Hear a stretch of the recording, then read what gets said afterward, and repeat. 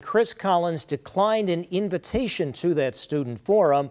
Collins criticizing the event publicly, saying it was, quote, politically manipulated. Obviously, we attended to watch what happened with our own eyes and cameras there. And Channel 2's Erica Brecker, who was also there, had an opportunity to take tough questions to the congressman, who agreed to do an interview afterward.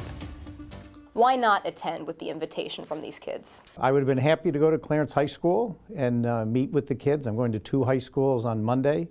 At the invitation of the administration to have a true sit down with students and ask and answer any questions they want. It's not news that Collins says no to town halls. It's something his own constituents called him out on last year. This student-led town hall, he said, was anti-gun and anti-NRA, promoted by liberal groups. I don't think you can control if a group like Move On or New Yorkers Against Gun Violence wants to latch on and spread the message on behalf of the students.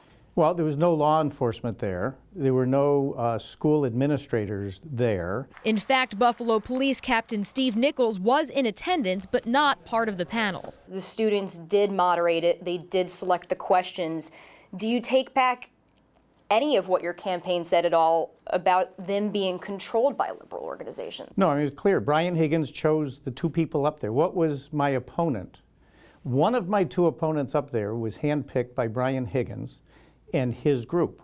Again, the other Democrat that is running against me, he asked to be on the panel and was denied. That other opponent is Nick Stankovich. Students for Action confirms they did say no to him, and that their reason was that they didn't want the forum to become a battleground for the 27th district race.